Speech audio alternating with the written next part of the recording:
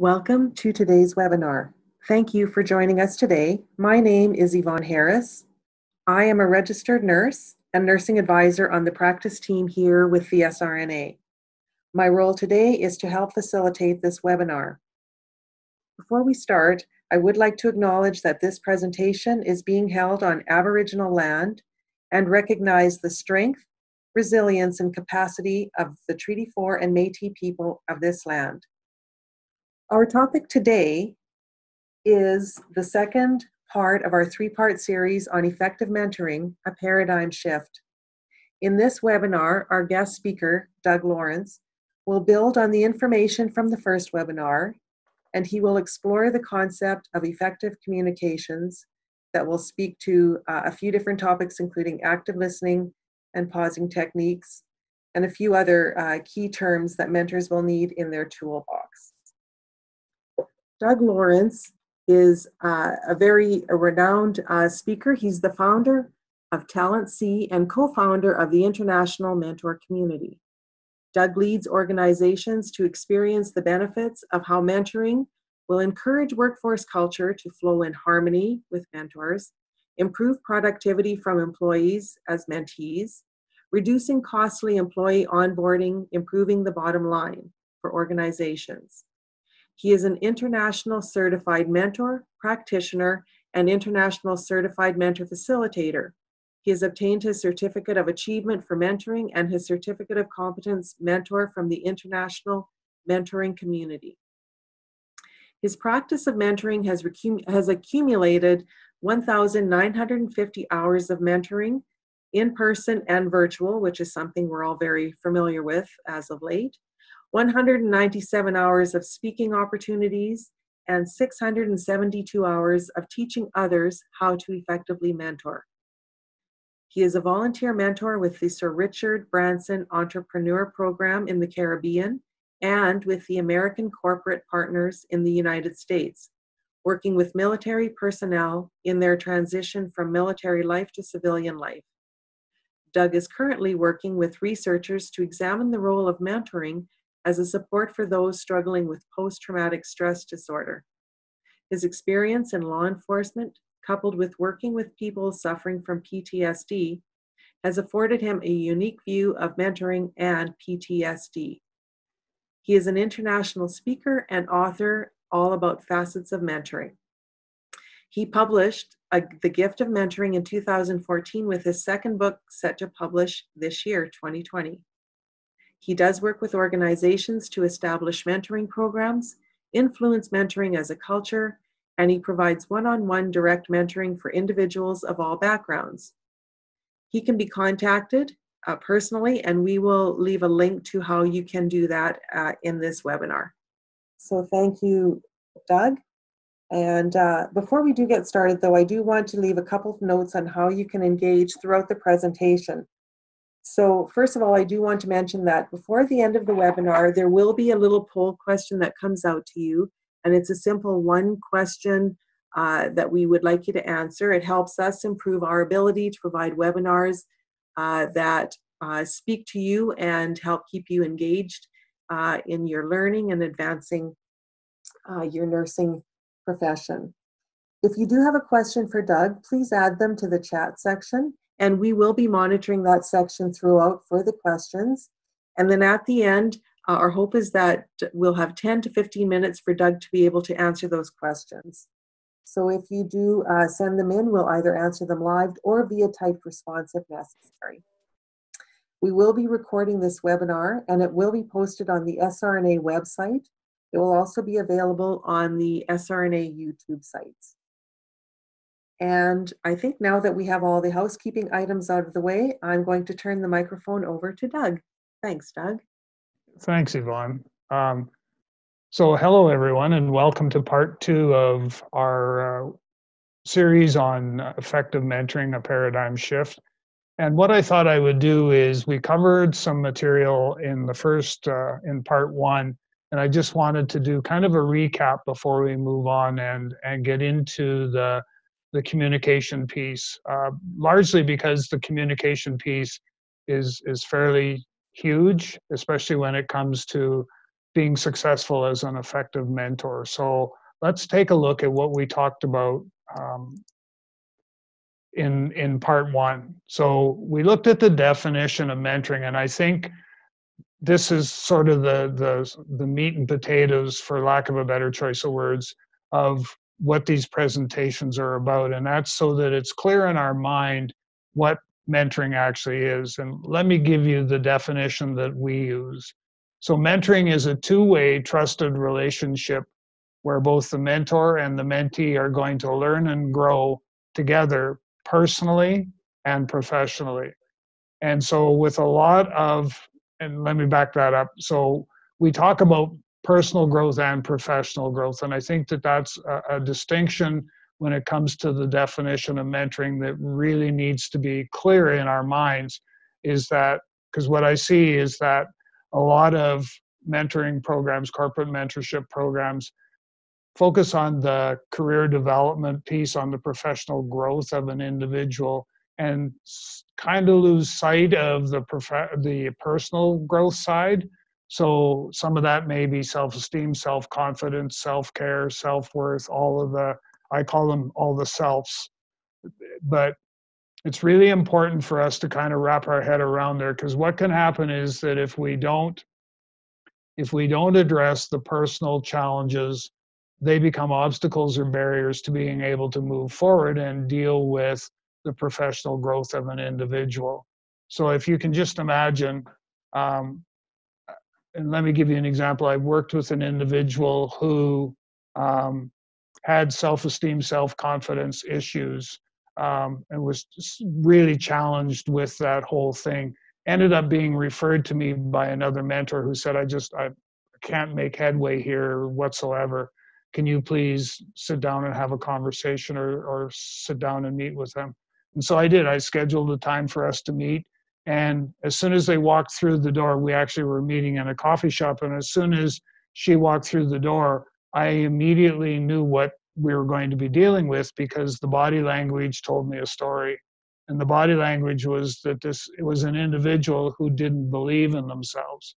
And so I asked the question that, help me understand why it is that, you're struggling finding employment. Well, I'm not worthy. I don't feel as though I have what they're looking for. And so from there, that began the journey of her and I working together, working on building on her getting her self-esteem and self-confidence back to where it needed to be. And kind of long story short, in this particular case, what ended up happening is we worked very diligently, and she ended up getting hired locally here in the city. And she became such a productive employee that she got transferred to their headquarters in Eastern Canada. And we still stay in touch today, and she's been doing absolutely great. She's been assigned additional responsibilities, and that doesn't happen to people who have self-esteem, self-confidence challenges or issues. So this is a good story example of the whole aspect of personal and professional growth. So what is mentoring? Once again, is a two-way trusted relationship where both the mentor and mentee are going to learn and grow personally and professionally together. So always remember that as you move forward on your own personal mentoring journey, that is the definition. And this is not, about the traditional style of mentoring, the gray-haired old sage on top of the mountain, passing on their wisdom by telling the mentee what to do. This is about a journey together. And the more that you can make it a journey together, the more successful not only will you be as a mentor, but your program will be that much more successful as well. So we also talked about the role of the mentor, and I'm not going to spend a lot of time on there, just that, the biggest thing that you can think about is the aspect of being a guide. So going on that journey together. I always tell my mentees that I will never leave you on the island by yourself, that I'm there to guide, to help them discover what they're looking for. I always tell people that inside each and every one of us in the room, so using inside each and every one of us that are listening or participating in this webinar today are the answers to all the questions that you've ever asked. Your job, my job as a mentor, is to unlock that door and help you find your way to those answers, because you do have those answers, you just don't really realize it right at this particular stage. So we also talked about the history. And this goes back to Homer's Odyssey about 3,000 years ago. And it just, from my perspective, what it does is it solidifies the fact that this is a process that's been around for a long period of time. And it must be working because it's still being used even to this day. And, when we look at the coaching and mentoring, and we talked about that, and the aspect of, a little bit about the differences and stuff. And I think I left that up to you folks to do some additional research on that, on what is coaching and what is mentoring. Suffice it to say that when you do your searches on those two topics, you will find that there are a number of different definitions and that for each of those, and how they seem to overlap, and they do overlap. For me, what's really probably the desired state at the end of the day when we talk about coaching and mentoring is an organization that embraces both the coaching and mentoring process, coaching and mentoring concept, and actually implements both in their organization, is heading down the path of creating a more positive workplace culture, one that clearly demonstrates to the employees that, you do matter and we do care, because we want to help you with your personal and professional development by offering coaching and mentoring. So, for thought. The benefits from when we talked about this last week in part one, there's a number of different benefits. If you take a look at one of my favorite quotes, and I think it was one that I believe it was MSNBC, in a study that they did, there was 85%, and this was students, graduate students, and that they surveyed all of them, and 85% of them said that they wanted to be mentored, not managed. So don't manage us. Don't keep telling us what to do. Mentor us and help us learn and grow and go on that journey as well. And once we do that, once we focus on that, plus we focus on the personal growth side of things, so helping people understand who they are, help them deal with self-esteem, self-confidence, all the selves that I talk about, those are some of the benefits that are going to come from a mentoring partnership, a mentoring relationship. So think about that from the aspect, and always as a mentor, think about what are the benefits that my mentee is going to realize from the conversations that we're having.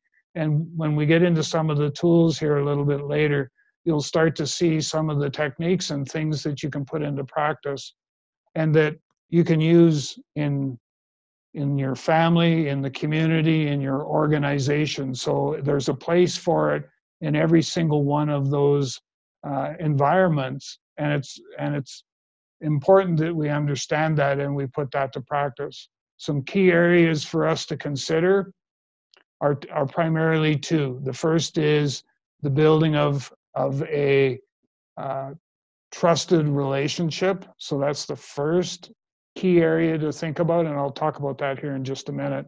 And the second is effective communication. So those are two cornerstones, two fundamental pieces that are success factors for effective mentors.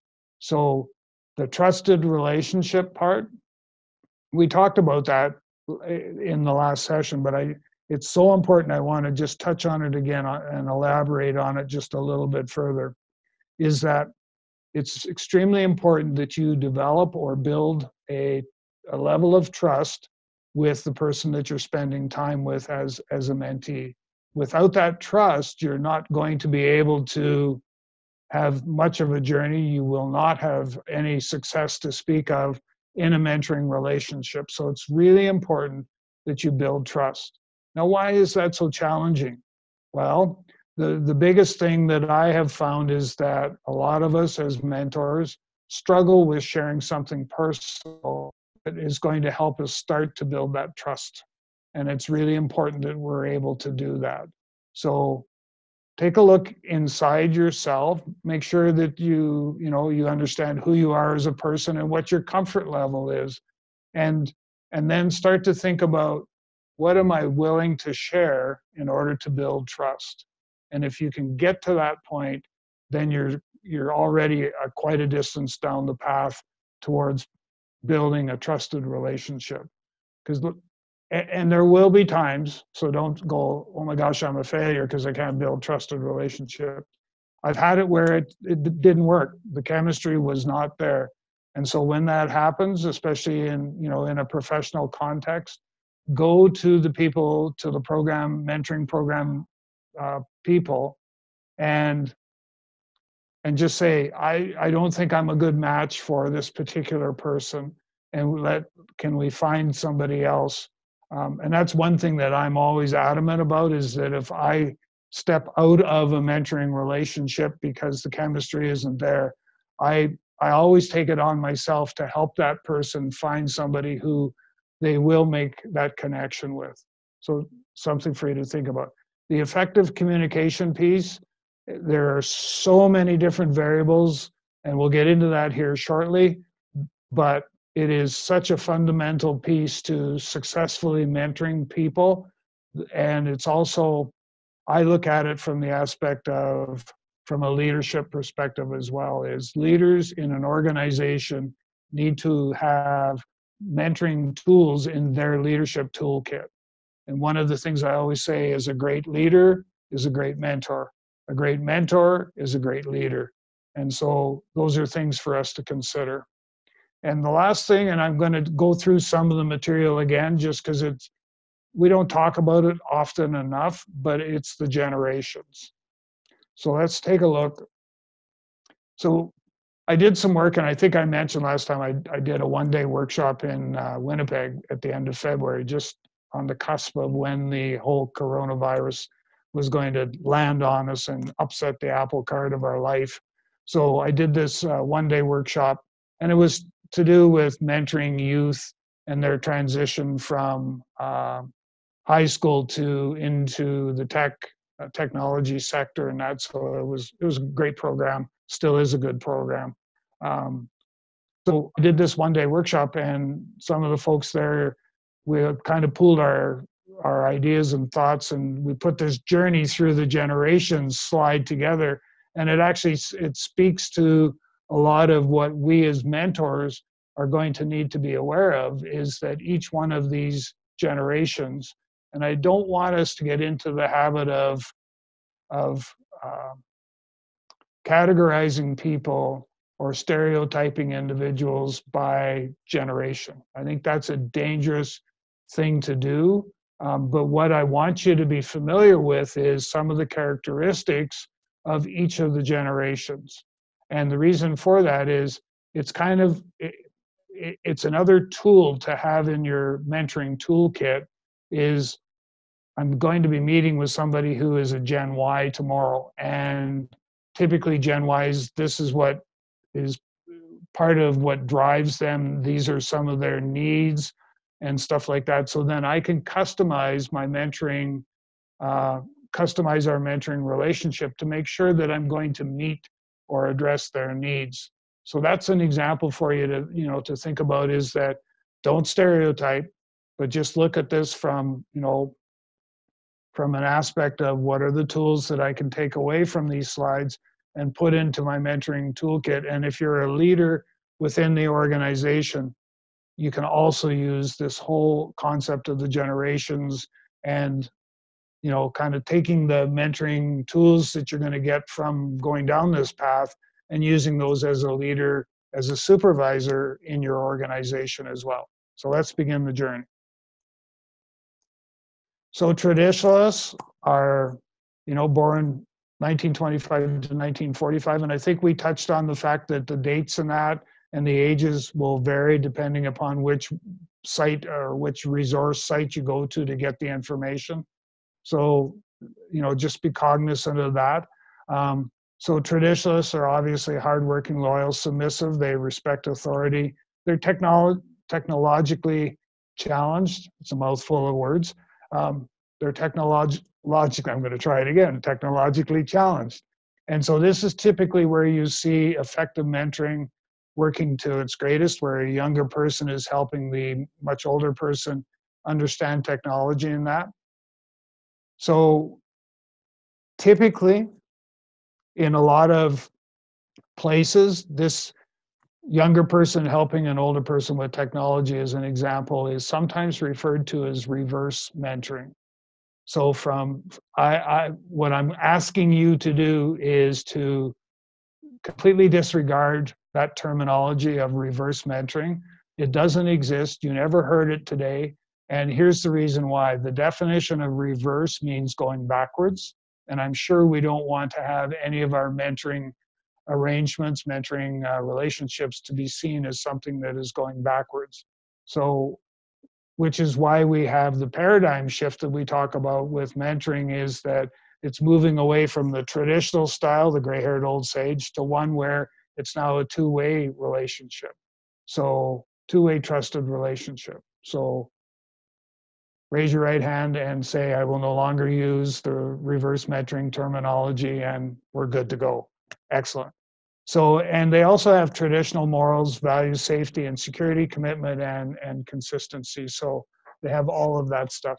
So the next one, I believe, is the baby boomers, 1946 to 64, lead me to information, traditional classroom instruction. And I find that that's quite interesting, where we offer some mentoring training and stuff like that.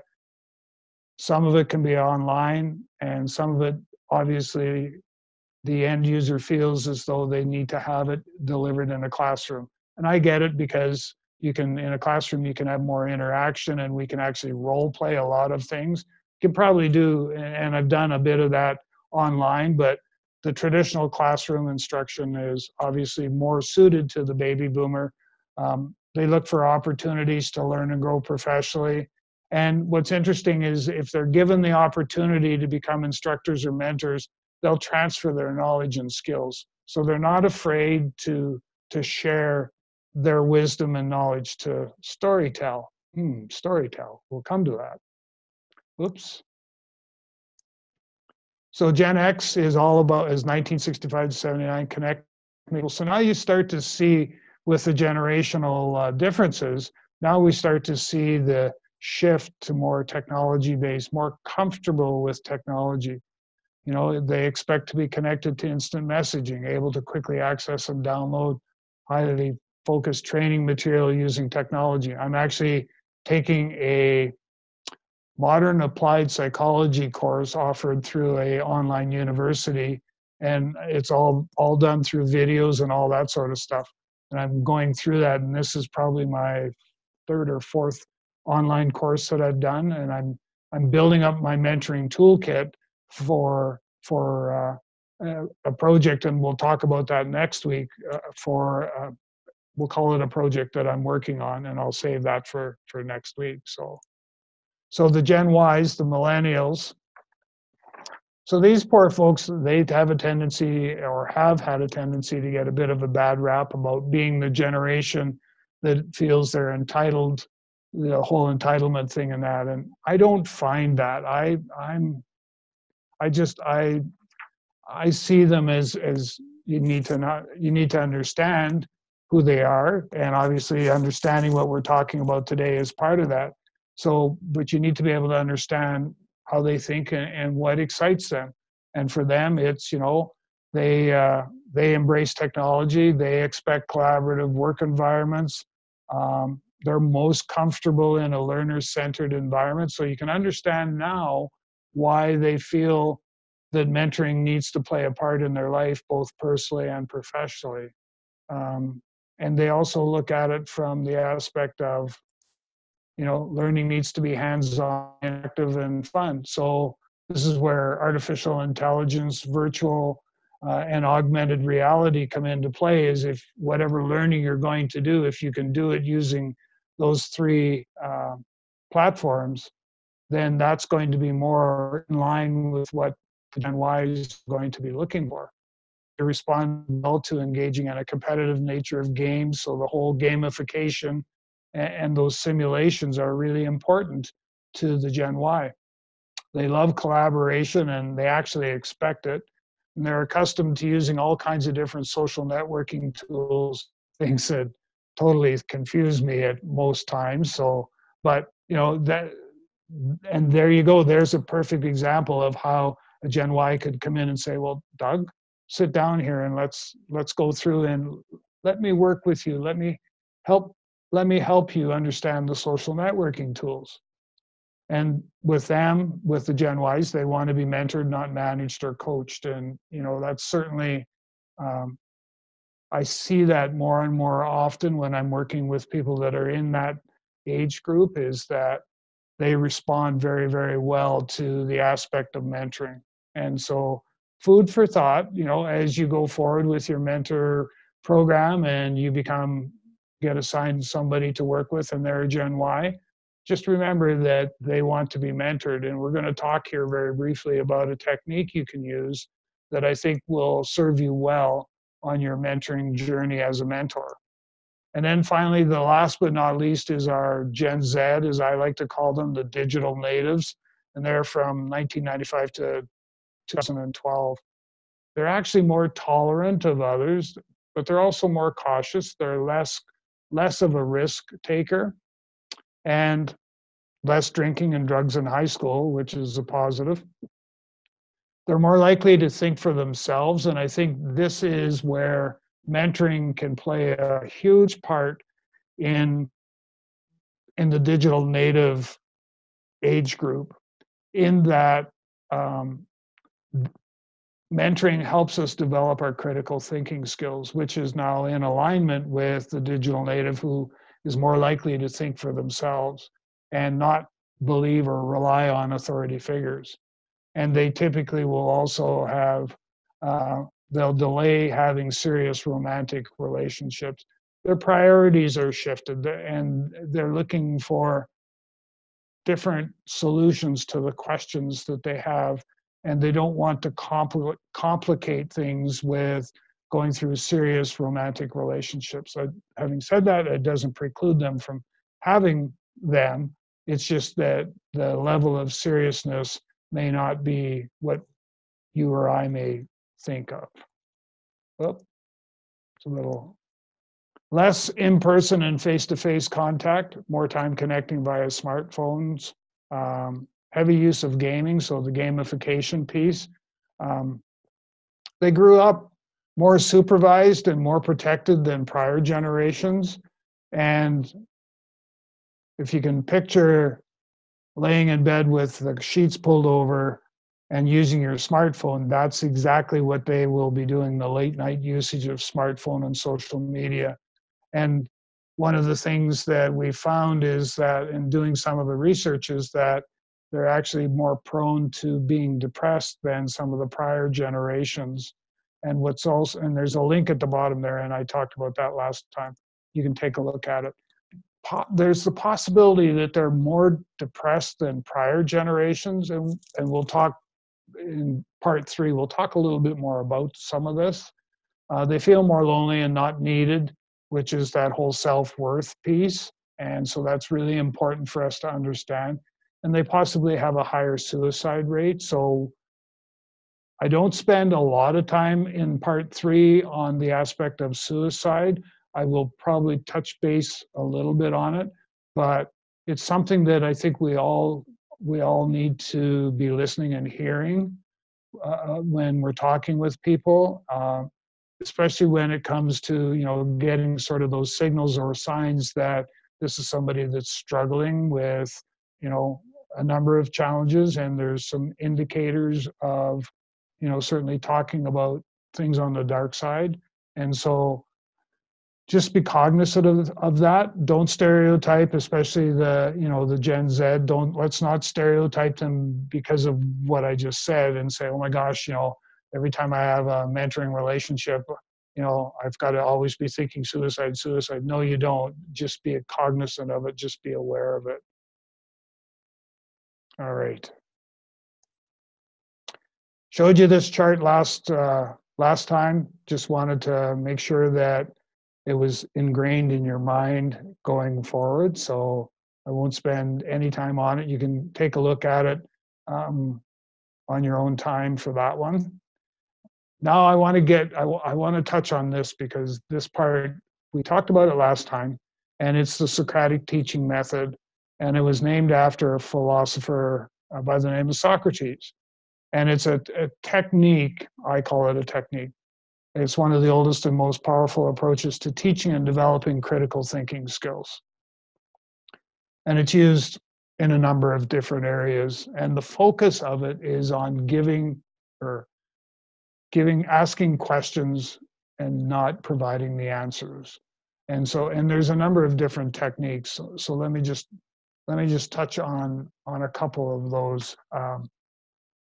So typically how I use this when I'm in a mentoring relationship or mentoring situation is help me understand what would happen if we did this. So I'm asking now the person to critically think their way through versus me saying, this is what will fix the problem, just go and do this. So there's a couple different ways. So you can use the first technique. And what I also like to do is, what would happen if we were to do A, B, C, or D? I haven't told them which is the best. I've offered 4 different options, 4 different potential solutions. Now I want them to either talk their way through it, and I'll sit there with them while they do that, or they can take that away and mull over some of the potential solutions. Which is A the better? Is it B? Maybe it's C or D. I don't know. So they would need to go through that. And what I'm finding now is a lot of the mentoring that I'm doing, especially with people at different levels, is it's more so about they already know the answers, but what they want is somebody that will listen and ask the questions that will help them stimulate their thought process. I did some stuff here not too horribly long ago with a leadership team, and I actually had one of the leaders of an organization call me up and say, can we set up a time to chat? And what it was, they had a situation, they had a response that they had to generate, and they needed to make sure that it was the right response.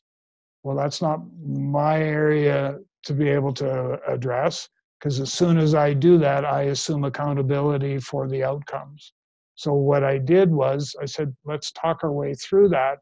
And I got them talking, and it was simply me maybe asking a question.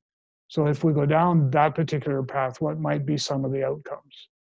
Who might be some of the stakeholders that will be impacted by your decision? And just ask those type of questions to help stimulate that thinking process. And it works well. The thing that you need to be aware of, the thing I want you to be cognizant of, is that you need to be able to almost make this a way of life and practice this on an ongoing basis, because the more you practice, the better you get at it. And what's also interesting is that it also will help you in other conversations that you get into where you may have the answer, but you know that it may not be well received.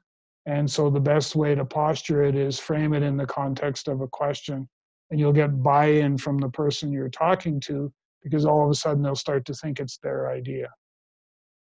And that will make things a whole lot easier for you. So when you think of the Socratic method, always think of it from the aspect of it's about us asking a series of questions to guide a person to the answer. And it's not about us telling somebody what the answer is. So keep that as you start to practice and use the Socratic method a whole lot more.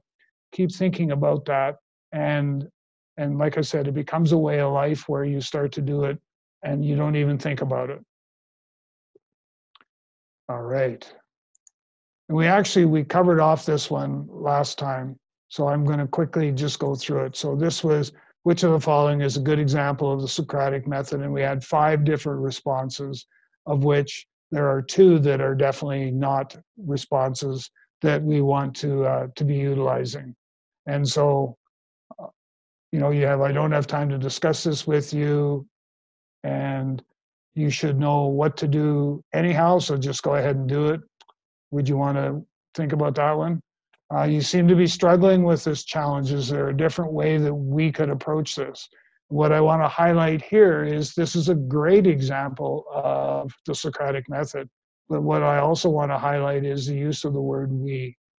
So we sometimes forget that we can put somebody on an island and not even be realizing that we're doing that.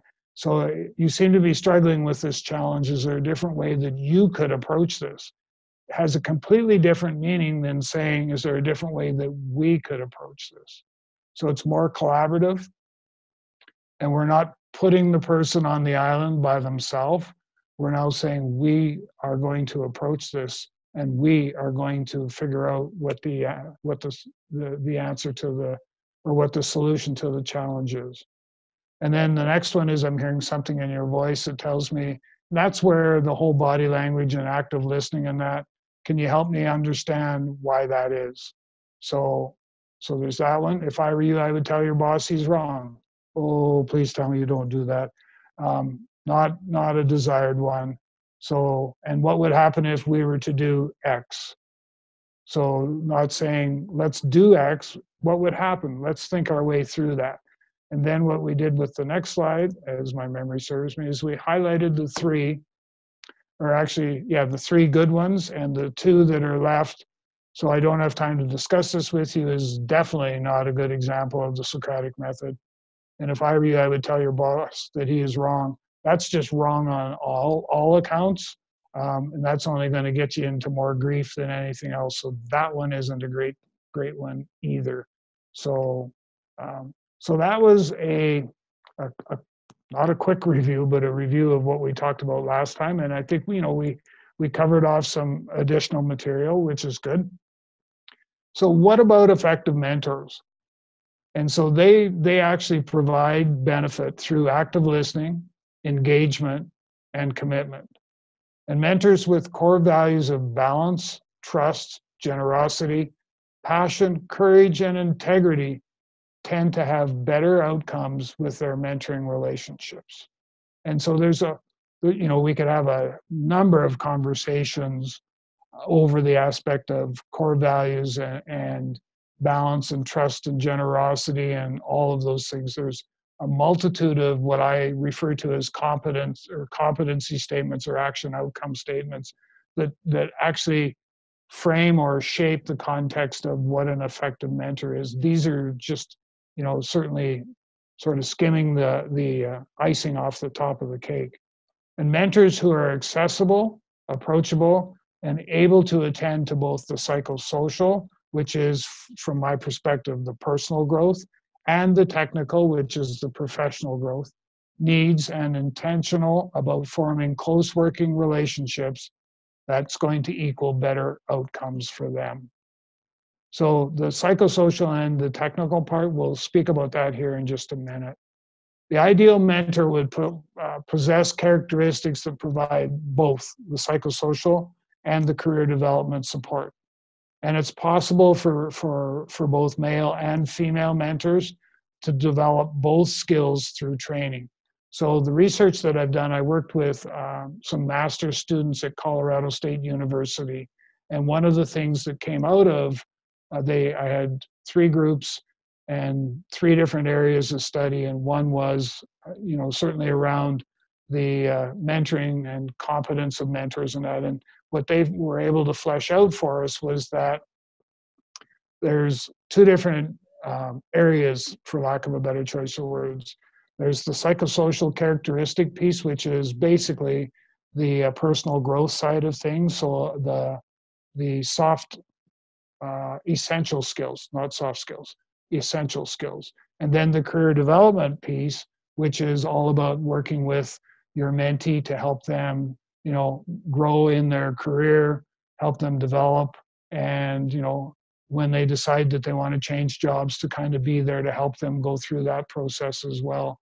And so what the research, and I just throw this out as an interesting tidbit, is what the research showed is that when it came to male mentors, they were more suited to dealing with the career development stuff, and the female mentor was more likely to be successful, or not necessarily more likely to be successful, but was better suited for the psychosocial characteristics.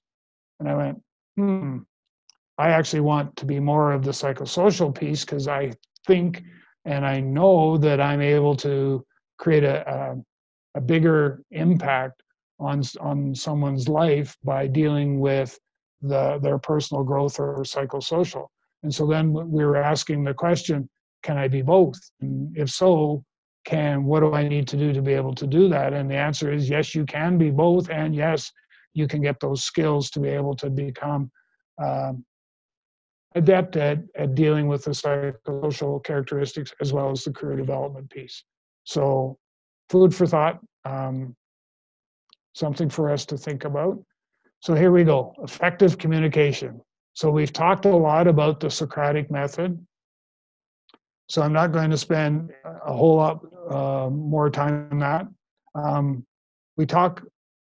I want us to think about trigger words. So there's always trigger words in a conversation. And the example of the young lady, no self-esteem and stuff, there were trigger words in her conversation when she said, well, I'm not worthy. So it's words like that will, when you hear those, then you know which direction you need to go. You'll also find that you'll have people where they're not ready to talk and they're not ready to share, and they will deflect. So they'll deflect. They will try to change the subject. They will try to do a number of different things that will help get you off the track of pursuing what it is that that you need to drill down. It's kind of like we need to be able to peel the onion skin back to get to the root cause of what the situation is. And if they're not ready to do so, they'll definitely deflect. Then we have crucial conversations. And where I find that this comes into play a lot is when we have a supervisor and a subordinate relationship. And so this is more on the leadership side than it is on the mentoring side. But excuse me, there are places that you can plug crucial conversations in. I use the technique a lot to. So I was working with a guy in an organization, and he extremely brilliant and very, very good at what he did. But his people skills, his ability to interact with people really, really was poor. And he would get himself into conversations that probably should not have happened in the first place, but he didn't know how to get out of them either. And so with crucial conversations, we explored the idea of him just stopping the conversation as soon as he got a sense or a feeling that it was going south on him.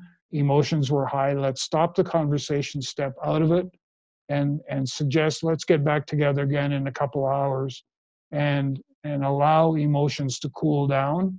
And so he did, and conversations went better. But he was the sort of individual that you had to do a lot of hand holding with, because what you discussed and what the game plan to go forward with, by the time you got back to see him 2-3 days later, he'd already dug himself into another situation where he needed crucial conversations. So as a mentor, become accustomed to using this technique, the crucial conversations. And if you're not quite familiar with it, there's some books that you can get on crucial conversations that are actually quite good at explaining the technique in that. And there's actually courses. I think it's a 2-day course that's put on, and it is available locally from what I recall, that you can actually go through and get a deeper understanding of that technique. So then we get into storytelling. So we have storytelling bias, pausing technique, active listening, and critical thinking. So those are all things that we need to take a look at. So the storytelling piece, that's how we share as mentors, that's how we share our lived experience. And we always try to find a story that is that the mentee is going to be able to reflect on, that has some uh, reflection, so that it's tied to their ability to be able to relate. It's relatable experience. And so as I encourage you as effective communicators, as effective mentors, to use the storytelling technique where you want to be able to share your lived experience without it becoming a telling. And that's why we use storytelling. Is it's more about telling a story than it is about saying, this is what I did when I was in your position, so therefore you should do it that way. Use storytelling as much as you possibly can. And like Yvonne said, you'll have access to my contact information. And if you need some guidance on storytelling, please feel free to reach out. Um, the next one I want to touch on is bias. And this is a dangerous one for us as mentors. What we need to be able to do is check those bias at the door. So if you've, and I'll use my time working with the individual who was having all the problems with communicating effectively and was getting himself into more hot water because he couldn't figure out how to deal with crucial conversations. I very easily could have developed a bias where I would check my calendar and see, oh, I have Johnny today. Oh, I know what this is going to be all about. And I could go into that conversation with him knowing, in the back of my mind would be, just grow up and deal with this instead of, approaching it from the aspect of, let's talk our way through this and sort of figure out what tools do you need in order to be able to turn what was not a pleasant situation into something that is more positive. So always, always, always remember to check your bias at the door. Manage your bias before it begins to manage you. And that's a strong statement to remember, is you need to be able to manage your bias before it manages you, because it will get you into some situations that you'll kind of go like, what the heck happened to me here? My next one that I wanted to touch on was the idea of the aspect of the pausing technique. So you can tie this into the crucial conversation piece. You can do it a number of different ways. Excuse me. The pausing technique, how I explain that to people is, you're having a conversation with somebody and you have what you want to say locked and loaded and you're getting ready to say it. What I want you to do now is pause and ask yourself, how is this going to be received? And if you feel as though what you're about to say is going to be received negatively, then don't say it. And reframe whatever it is that you're going to say. All too often, we get ourselves into all kinds of hot water by lock loading and firing whatever we're thinking at the time. And if you can get into the habit of just pausing briefly, think about what you're saying, think how you would feel if you were to receive what you're about to say. And excuse me.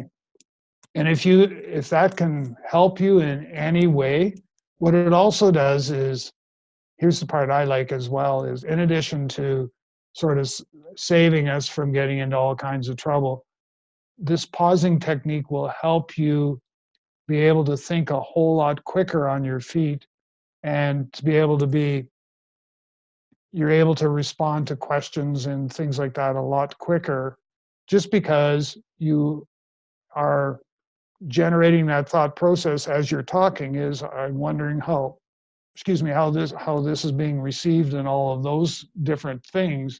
It's a great technique to put into practice and to have in your mentoring toolkit. In fact, I wouldn't even put it in my toolkit because I use it probably on an ongoing daily basis. And so the next piece that I wanted to just touch on is the whole aspect of active listening.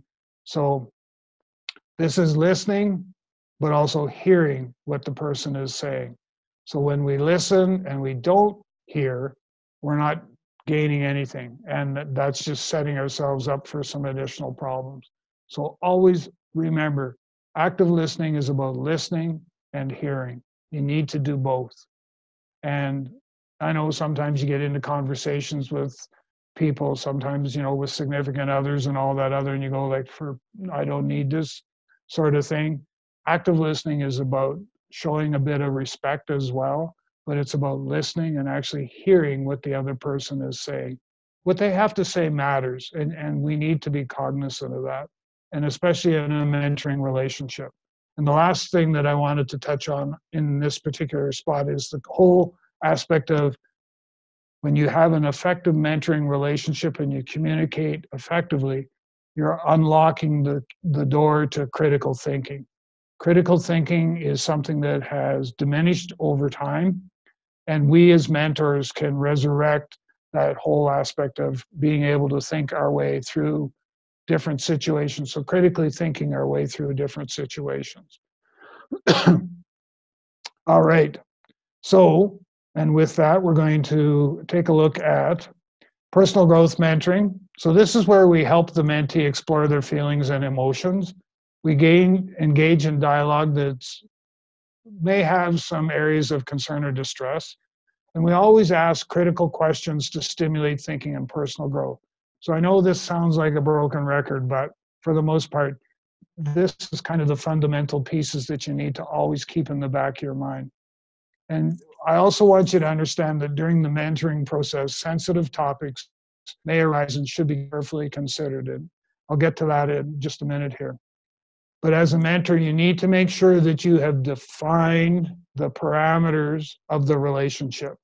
So let's capture what are the expectations, what's in and what's out of our mentoring arrangement or our mentoring relationship. Some of us are comfortable talking about everything. Some of us are comfortable only talking about a small segment of things, and we feel as though the rest really don't matter a whole lot. Let me give you some examples. So, personal growth mentoring and sensitive topics. You can have anger management, anxiety and panic. You can have depression. There's family or relationship issues, grief, loss, identity challenges, self-esteem, financial health issues. There's all of those things are things that you may encounter as a mentor. And you go, oh my gosh, I didn't sign up for this. But if you can identify at the beginning, when you sit down with your mentee and you establish the terms of your relationship and the expectations, make sure you think about some of this stuff, because it may very well become something that you have to talk about, something that you have to deal with it. And you're not alone. Think of the support structure you have within the organization. And you can also reach out to me. And if you go, gee, I think this is something I'm going to have to deal with, what would you suggest? And so please feel free to reach out. Do listen carefully and be non-judgmental, and look for patterns. And I do this a lot. I look for patterns in their feelings, thoughts, their behaviors, and that. And especially with behaviors, I do a couple different mentoring solutions. I do one that I call termination versus mentoring, and it focuses primarily on patterns of behavior and that. So just make sure you're cognizant of that. Always ask questions to stimulate critical thinking. Don't give answers and say, here you go, just go and do it. Don't do that.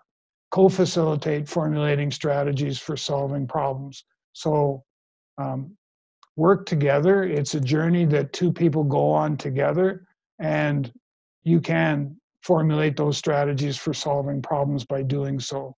Some things to think about for do not offer opinions, give direct advice, or tell the mentee what to do. Attempt to diagnose the mentee. That's certainly for some mentors who get themselves into hot water in areas where they would be better advised to hand off to professionals. So just to, psychiatrists and professional counselors and that. continue to mentor the mentee if their issues or challenges are beyond what you've been trained to assist with, so depression, suicidal thoughts, etc. The only thing I will say is that, yes, you don't continue to mentor the mentee, but you still own the relationship. And you need to stand beside that person as they go and get professional help. And I've done that. I've had some where I've had an individual that was already seeking counseling but wanted just somebody to listen, somebody they could talk to. And so I engaged in that mentoring relationship. I also had somebody that was going through a situation where they needed a marriage counselor and a addictions counselor. So I still was there as their mentor, and I focused on the relationship, and I let the professional counselors do what they do best. And that way there was a great relationship, a great partnership. And then finally establish a romantic relationship with the mentee. Happens, just be cognizant of it and be aware that it's something that we do not, as mentors, do, is to establish a romantic relationship with the mentee. So we talked about this, the whole aspect of psychosocial support and career support. So I'm not going to spend a whole lot of time on these two items. If you're interested, do a bit of a dive through Google, do a Google search on this, and you'll find there's some interesting stuff that's in there that, in an hour, we probably don't have the time to be able to capture all of it, but just be aware of it and take a look at the aspect of male and female mentors and kind of where each sort of has been kind of put into a place, so to speak, to be able to say, females are better at psychosocial, males are better at career support. I disagree with that, but it's definitely something I want to share, is that I think that with the right training and that a mentor can deal with both of these and be very successful at doing so. So now we get into, and I've talked already about the Colorado State and that was sort of in essence, a group mentoring exercise that I had done. So I was mentoring 12 students, three different groups of 4. And so I was mentoring them as we went through a process that they had to do in order to, it was a class that they had to complete for their master's in industrial psychology. And so it was an interesting exercise, but I also do a group mentoring, I call it a mentoring circle, that I run every second Saturday, and everybody is always welcome. Right now we're doing them virtually just because we have to social distance and that. But what we do with those mentoring circles is it's a conversation about all things mentoring. And so we dive into some deep stuff. I'm just going to quickly here take a look. So the last one we had on the 13th of June, we talked about how do we mentor and change an abrasive personality. Mentoring, good gossip versus bad gossip. How does that impact, or how does that deal with that? And storytelling, does it need to be your story, or can it be somebody else's? So that just gives you a bit of an idea of some of the things that we talk about. And there's people from all different walks of life and stuff like that. But the idea behind group mentoring is when it's facilitated properly, it can explore some things that you may not have thought about before. And so something for you to think about with your program is that there's a place for group mentoring in there as well. So, and with that, I believe it's time for questions. So thank you, Doug. So I know we are running close to the end of our time, but there are a couple questions. One question, do you think that being a mentee before becoming a mentor is something that people should strive to? Should they always try and be a mentee before becoming a mentor? So it doesn't hurt. That's probably the best way. It doesn't hurt to, and I've had people in some of the programs I've been involved in that were both. They actually were a mentee and a mentor. And so when they were matched typically with maybe somebody a bit younger or somebody that, in the matching process. And then they were maybe assigned a more mature, I'll call it a more mature mentor. So somebody that's obviously a bit older in that, but it doesn't hurt. And it's a great thing to have in place for, if you're looking at it from a succession planning perspective for your mentorship program, is you want to always be developing your mentees to become your mentors, because you don't want that well to run dry. Okay. And one more, and then I think we will be out of time. Okay. Storytelling, you speak very highly of how important it is and how valuable it is. Can you ever tell too many stories? You will know. I guess short answer is, yeah, you probably could. And